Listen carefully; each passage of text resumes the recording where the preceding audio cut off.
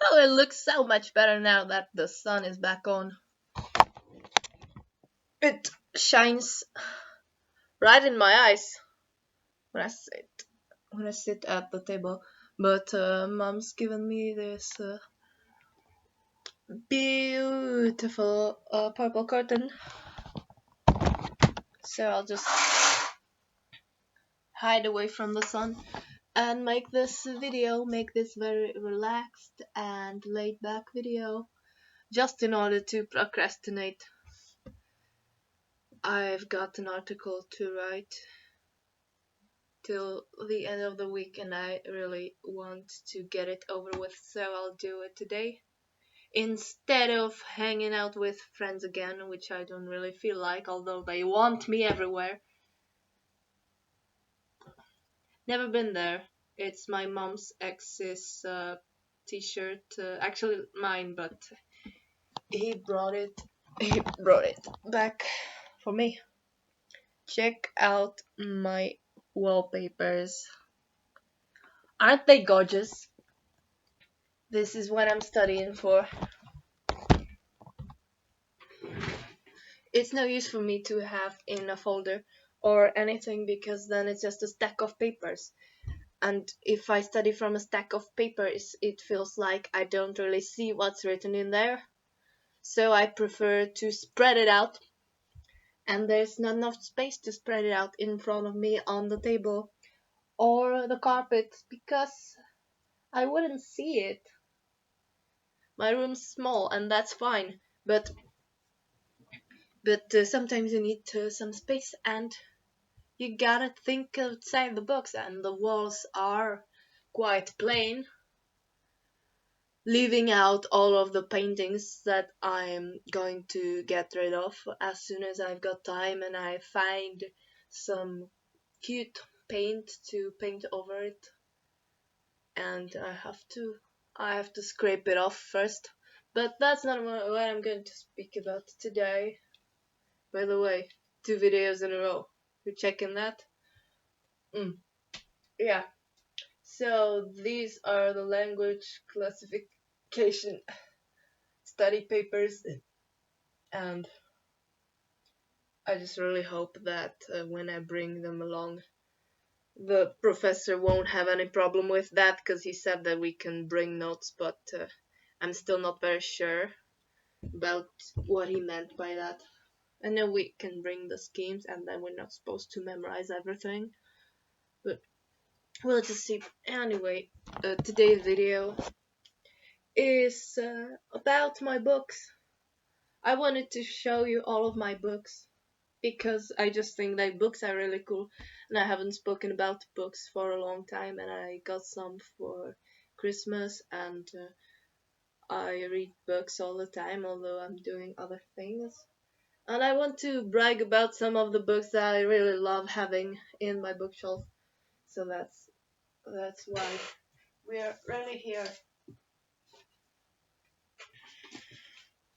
These are the ones that I got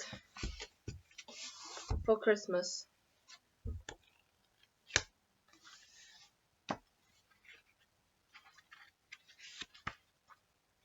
This is from some Czech linguist. It's popular literature about stupid colloquial and Czech words that are completely stupid, but everybody says them. They're like slang, but way more used and very stupid.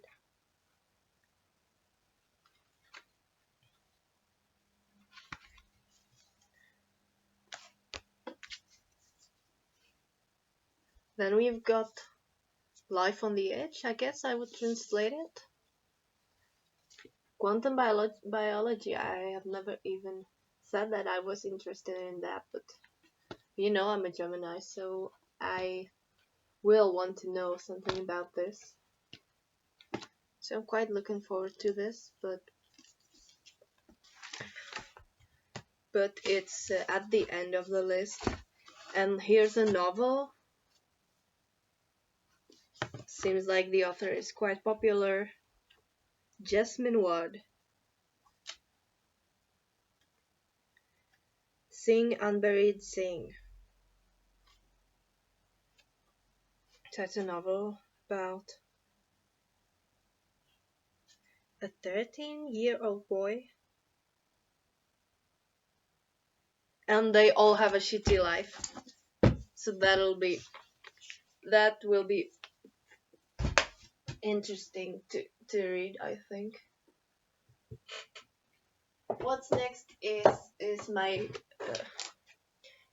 my Finnish book that I bought in September. Because as you know, I'm learning Finnish and I'm not using it as often as I should.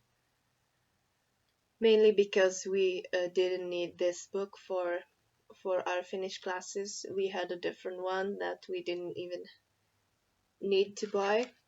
But it's quite cool. It's the only Czech one. Is the only Czech textbook on the Finnish language, and I think it's quite well organized.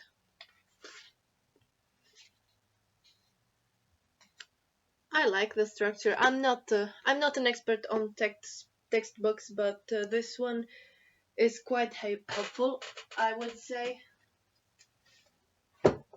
Next is a very old issue of Sophie's Choice. I love that one, and I wouldn't have even guessed that it would actually be fun to read because it's such a heavy story, and it's so very sad. But the way it was written, it was quite catchy. And I remember while I was reading it, I really was looking forward to sitting in my armchair and continuing reading. It would have been fun if that was the one book that I would have been supposed to describe on my Czech literature high school finals. That's not what happened, but at least I did it. Maybe I wouldn't have, because the book is so thick. They would have asked about some detail that I wouldn't have known, like what was the exact length of Wanda's hair, or I'm not sure. What's the other stuff that I'm seeing? Oh yeah, I'll go book by book. Here's probably the complete Rambo. There are all of the poetry books in one, and here's an intro by someone, and his biography also, photos of some Ardennes Valley and a view of Charleville, and also some analyses from experts. Oh, this is by Nesval. He was the one who translated Rambo. I was quite inspired to go and read some of his poetry because Patti Smith wrote about him a lot, and she loves his poetry. And here are his letters to his family from Abyssinia and from Cairo. I haven't even read all of this, but it's a good thing to have at home. And I'm very glad that I got it, just for what he meant to French literature. This is another one that I got for Christmas. The Lands That Disappeared by Björn Berge. Also visually, this one is very beautifully designed. So that's another one that I will very gladly read. Just to be a bit smarter. It's looking really great.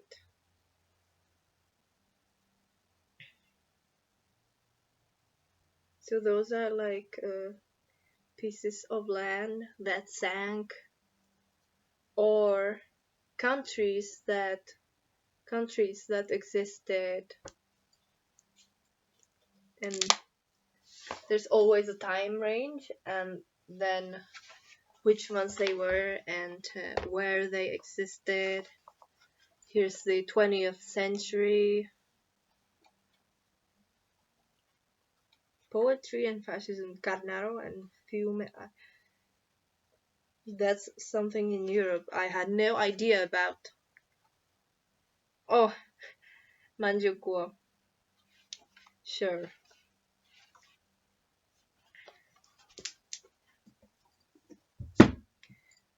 Might be nice as well to make some book reviews for this channel. What do you think? Not sure if I can speak about books that well as to analyze them and rate them, but if I get really excited about something and I want to speak about it, then it would be a way for me to do so. Not sure about books. I know I'm shit at this with movies. With movies, I always just say what I especially liked and what especially I consider a bit not well thought or not well done, or but most of what I speak about then is the plot, but I cannot get technical. I really can't speak about like I don't know, the the camera and the way it was cut is not really something for me to analyze. I don't know shit about that, but books are close to my heart, so I think if I find something that's really worth reviewing, that I might also make my channel a bit about this, since most of the time I'm not filming anything simply because I don't know. I might be a mindless beauty channel, but you know what it looks like when I do my makeup. I just poo poo poo poo poo poo poo. Also, I'm not famous enough to collaborate with fashion brands and get free stuff to review, and I'm not going to shop a lot just to review stuff, because you know I hate to own a lot of things and I hate to buy a lot of things just to wear once and to use once. But books are really something worth it, and I don't even buy books that often, simply because I know I'm not going to live here forever, and I can't imagine possibly moving all of my books and having to stack them in the van, and then I'd be afraid that something might happen to them. And I am a bit too minimalistic about this, about everything.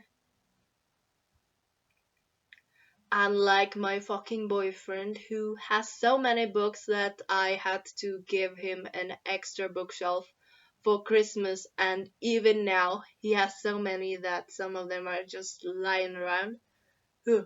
Don't get me started. I have already gotten myself started.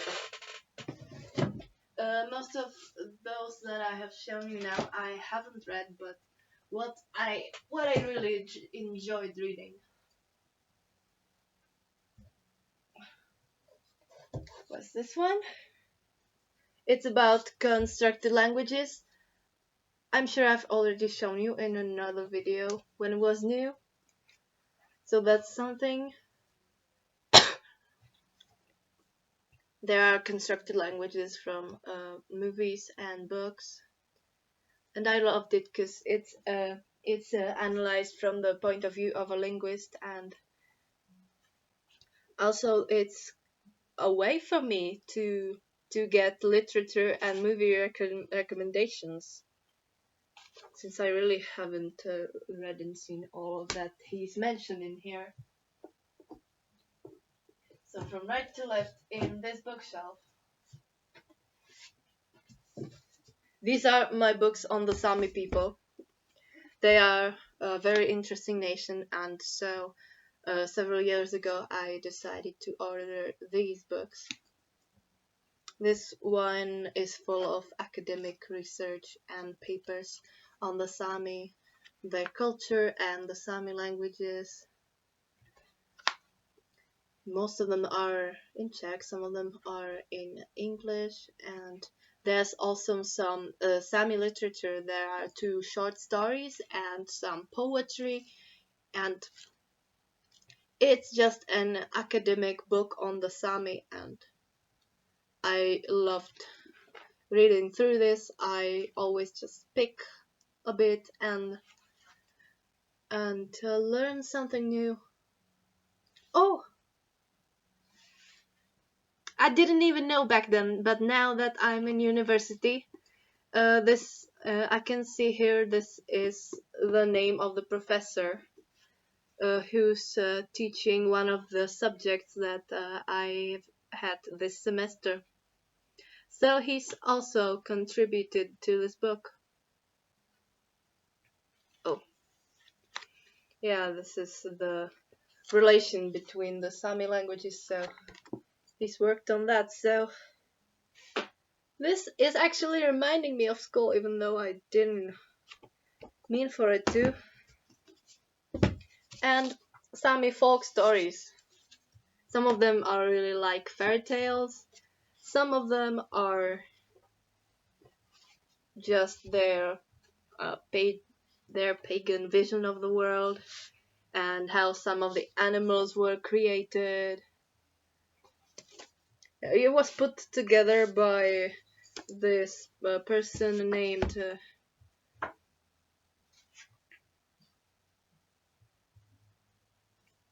J.K. Quickstad. So he put it together. There are stories like oral tradition stories, and it's been out for quite some time. It's 2006, but I bought it 10 years later, and now I can see there's some dirt on it, and I'm not sure what it is, but too bad, too bad.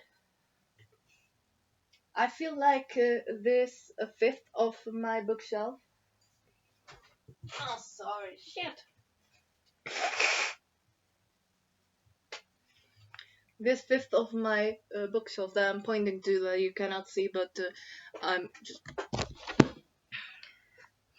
This part is just like a folk part or a part, an international folk tradition part. I've got the Sami, and then here are some of the Celtic things. Here's a travel book that I've bought that I want to use when I get to Scotland, as I've been planning for a long, long time. And Celtic Myths and Legends by Charles Squire. I remember that I read this when I was in Poland. I remember reading this on the beach in Weba. Yeah, here are the conlang linguistics, and I got this from my Spanish teacher. I think she got the idea because I was the one who made a presentation on the region of Asturias, so she got me this. You see, this is so cute.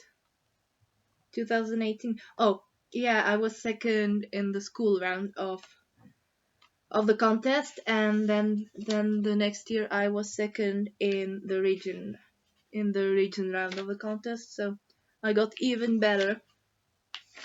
So this is a quite cute book, a bilingual book on Asturias and the little monsters that people believe to live there and the folk traditions.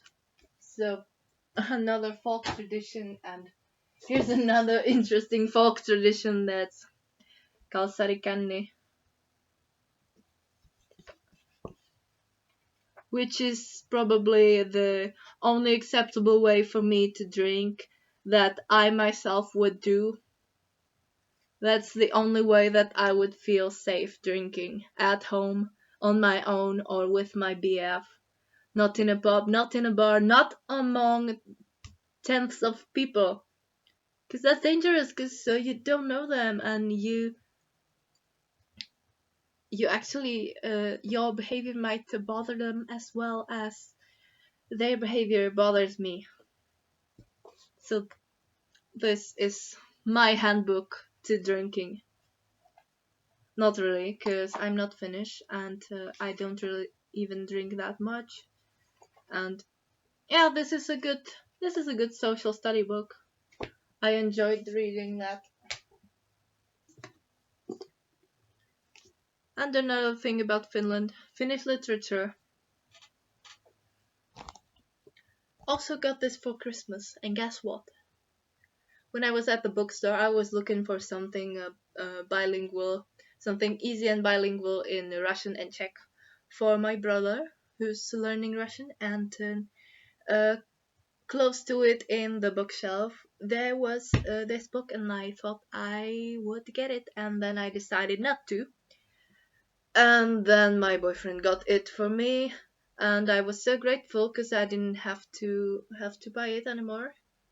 And he got me like the best present he could have gotten me. And later, this friend of mine came here, and he noticed it was in my bookshelf. And he was like, "What the fuck? I was going to get it for you, and then I didn't." So this might probably be the new shit that is everywhere, and still it's not something everybody buys, but it's so typical that it's everywhere. And if you know somebody who's learning or speaking Finnish, that you think of them and you want to buy it for them, and then you realize they already have it in 5 issues. That was not my case, and I'm very glad that I didn't buy it, and that he didn't buy it, and that he did. And you know who he is and who he is not.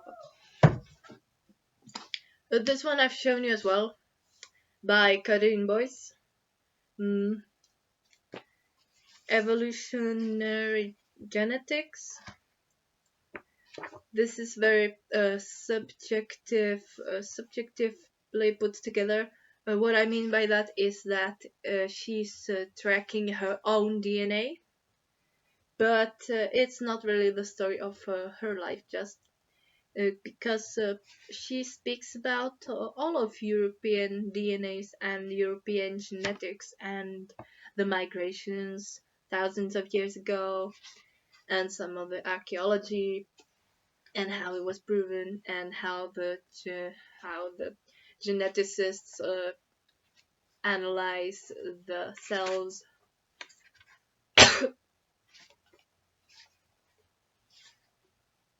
Also got it for Christmas, but 2 years ago. Not last year, not the last Christmas, but 2 years ago I also got this. So I am the kind of a person who gets the books for Christmas, and I'm really in love with that.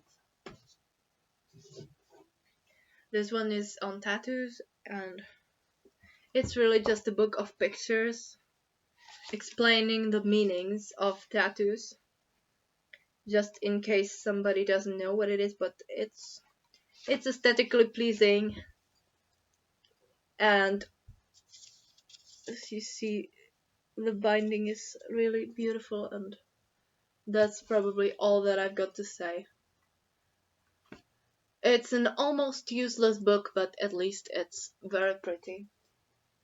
And here's what I've been planning to read for so long. I bought it in Prague 4 months ago of 3, and I still haven't gotten around to it. For I am a student, and I have so many books to read. Everybody keeps borrowing me books, and I don't want to owe them their books, so I read them first, and then I always forget by my own. I haven't read the other book that she has. I think she's written 3 so far, and I loved Just Kids. I read that when I was about 15. I borrowed it from my friend, and then I thought I'd give it back to her, but she cancelled on her plans, and it stayed in my room for another 2 months. So I read it 2 more times. Since that, I absolutely love her style of writing, and I absolutely love the times that she's describing, like when they were living in Hotel Chelsea. It feels so romantic and dark at the same time. And my favorite part was when they went to the abandoned hospital and they found this fetus in a jar, and they brought it along, but then they dropped it on the sidewalk and it broke, and that's my favorite part. But this one I haven't read yet, and I'm really looking forward to it. Not gonna look into it now. When I get to it, I will enjoy every single word of it, I'm sure. So now I've gotten into my biography section of my bookshelf. The next one is Ultraviolet's book on her life with Andy Warhol, and that's something I've also had for quite a while, but longer than the M Train book. And I remember that my classmate in high school borrowed it from me as well. So I hope she liked it also. I don't think it's like a genius piece of work or anything, but it's well written and it's pleasant, and I liked it. So that's all I can say on this. And then here's a Czech poet from the 50s who emigrated to France, and I'd never heard of her before my mom's cousin uh, brought us this book. But I quite enjoyed reading the story of her life, and that was like the breaking point when I realized that people, like 70 years ago, even in the Czech Republic, where there was like the communists were already here, but even here, the morals were not that tight as you'd think, because you're reading about her life. Vladimira Čerepková. I'd never really heard of her. It's really interesting. Even when she was like 11 or 12, and they were running around with friends, they were talking sex, and some hanging out with some gypsy boys, and then is she a virgin or is she not a virgin anymore? And so it was quite a dirty time for the people even back then, and you don't really know if all you know is history. You think that they couldn't really, so they must have probably all been just bound by the social norms, and everybody had sex after marriage. And no, no, there are interviews with her now that I don't know if she's alive anymore, but interviews with her when she was like 70, and she speaks like a teenager, and uses swear words and everything. And yeah, so that makes it similar to Patti Smith and when she was young, except that was America. This is the Czech Republic, and the reality was often the same. And that's hard to imagine, but it made me smile even back then. It's proof that people never change. You've got graffiti from 1,000 years ago saying stuff like "I fucked this one right here," and that's just true. People have always been dirty. Yeah, I'm not pulling this out of the shelf, but I've got all three. One, two, three. All three Millennium books. I love that trilogy, and I don't want to read the fourth and the fifth book because it's not written by Larson, so I'm not trusting it. He was the creator, and he did what he could, to write these awesome novels, and I'm not really quite sure why anyone would try to continue instead of making their own goddamn series of books. Excuse me, I'm putting it back in.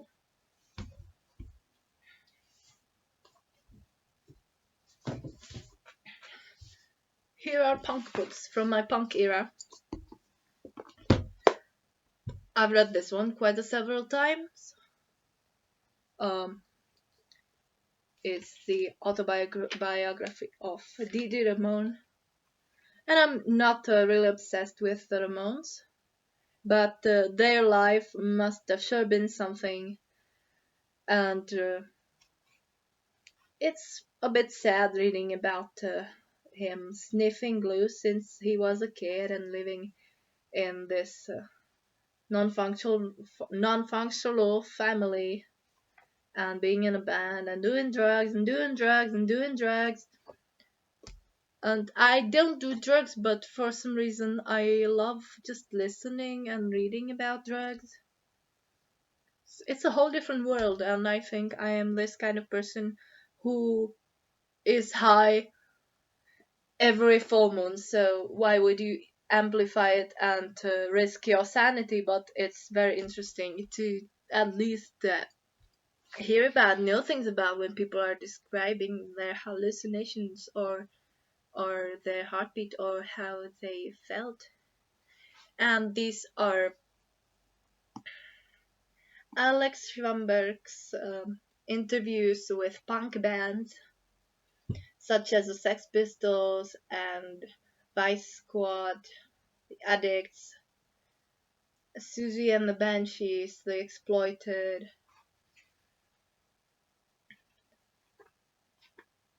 This is like the punk Bible basically.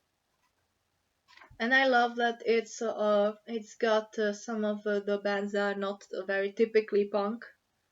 Like Susie and the Banshees are post-punk slash goth, and the Stranglers are quite more like a rockabilly, I think. Just opened this on Vice Squad, one of the bands that I still like to put on sometimes. And there's a lot of pictures, so I appreciate of that.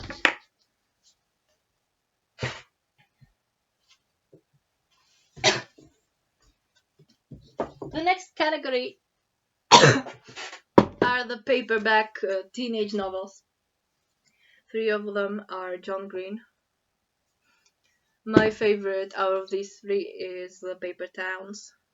And I'm sure I got into John Green just because his books were bestsellers back when I was 16, but I like to get some rereads, and I don't even think of it as a guilty pleasure.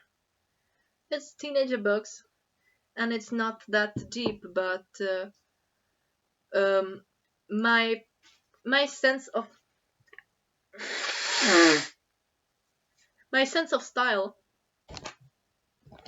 is feeling based, and what the paper towns make me feel, I think, is really a piece of genius work, because there's this uh, there's this creeping and sprawling anxiety very well expressed, and just the theme of a thing of a thing that does not exist, that is a whole city that actually does not exist, and you put it in the map, the abstraction of something, all of it together is quite inexplicable, but the way it makes me feel is quite surreal. And there are very few books or films that have made me feel that way, and I think that is the definition of art, when it makes you feel something, and when it makes you feel something out of this world. And I would not really have expected this from a teenage book author, but that's what he did in The Paper Towns. I'm sure not everyone sees it in that, but for some reason I do. And then Will Grayson is kind of fun, and the Catherines are just, how would I define it? The Catherines are just a typical just a typical teenager novel to me. And here I have my very favorite one, and that's Rainbow Rowell's Eleanor and Park. I've read that book for at least 5 times, and every time I read it, I felt deeply everything that I read, and it's that this book sucks you in, and you feel all of it. And at the same time, it probably did not aim to be very emotional and very artsy. It's just a story, but it's a very interesting one. I'm in love with the characters, and I'm in love with their families and how all of this was built together. And I really hate all of the shitty things that are happening to them. And this is something that I really have to make all the people around me read. All the people that matter to me have to read this in order to know me and to know my style, because the story of a the story of a plus-sized ginger girl who's not liked by anybody, and a half Korean boy who skates and does taekwondo and listens to punk rock. This is just something that I may have come up with as well, but luckily Rowell did, and she did it so well. And I wouldn't even speak into much detail about this, but they're making a movie of this. Even when I read it, I thought it would be such a beautiful movie, and now they're making a movie, and the author herself wrote the script. So I'm looking forward to it, because she even picked the actors, and she said that she didn't want Eleanor to be acted by someone who's skinny, and she didn't want Park to be acted by someone who looks like Keanu Reeves, and and that's something you would have expected that would ruin it, because the characters are supposed to be more real than that, you know. I'm really looking forward to the movie, but first I have to make my boyfriend read this book, because I'm sure this is very basic, something really basic that you have to know me and to know what I like. Those are my teenage novels, and here's here's a here's a sci-fi novel, not very famous, and probably not very hard and thought out, but not very bad, on artificial intelligence. So this is about an android who was illegal to even make, but her creator created her, and then she loses him, and she has to cope by herself. It's hard because she's an android, and for some reason, I have also reread it for about 3 times. I can't really tell quality sci-fi, but I can just tell that this is worth reading for someone that doesn't want to think much, and also wants to see just a story from the future. Then we got The Day of the Triffids and George R. R. Martin's Night Flyers. I read that a long, long, long time ago. Here are some stories from Franz Kafka. I've never really read that. And this is the first and the third part of the tetralogy named A Man of His Word. by Dave Duncan. And for some reason, this also has a special place in my heart. It's just interesting that I found the first and the third part in in the store, but not the second one. So I read the other ones in PDF. And well, it is about a hero who's about to save a princess, but it's not that she is primitive and mindless and unable to do anything in her own. And there's this interesting division into races that is a bit different. You know, you got some dwarves and gnomes and stuff like that, but it's a bit different, and the characters are quite thought out. Next is the one issue of Sandman that I've told you about, and one, two, three, four, five books by Neil Gaiman, four of which are from the same edition, so it looks very nice on the shelf.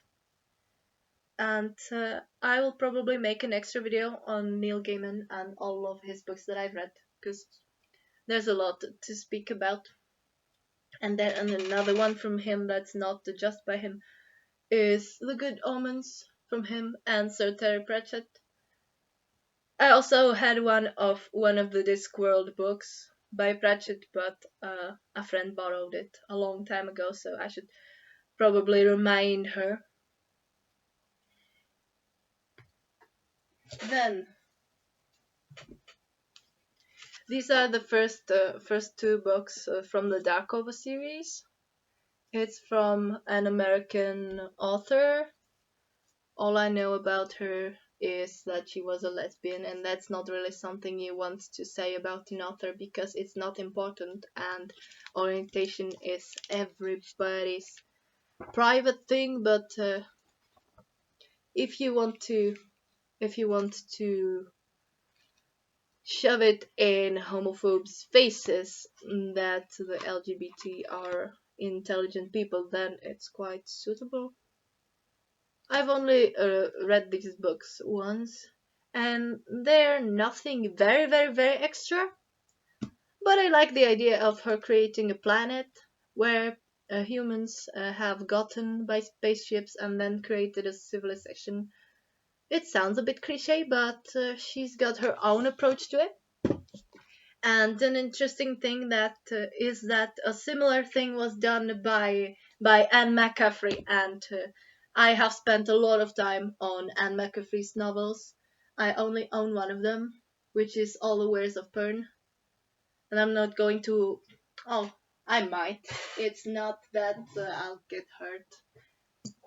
It's this thick badass book, but and McCaffrey was a really great one, and she was very productive. She's written about 50 books from this planet where humans have gotten, and they are living there, and they have this medieval culture, and they ride dragons because there's a light atmosphere, and there are these creatures that connect to their riders, and it was something I loved reading at 15. And she's also got some other series like The Ship That Sang is about humans that cannot move when they're born, and they're handicapped, so they become the core of a ship, and then the ship has its captain, and they have a relationship, the ship and the captain, and they fly around and do some missions and things like that. But it sounds really stupid, but there is adult stuff involved, so that's something that I enjoyed because it made me think a bit about, well, is that is that actually transhumanism? And then there are the four issues of the Game of Thrones comic, that I haven't read. I got it from my friend who bought them and read them and got rid of them, and he got rid of most of all of his books, and then he bought more books, and I'm not really sure what that's supposed to mean, but everybody should just do what makes them happy, so I'm not saying anything, and I'm just gonna say bye. I love my books, and I'm going to have to put them all together because look. Oh, you can't even see this, but I pulled them all out, and now I've made a mess that I have to tidy up and get to studying and writing this damn article. So, bye.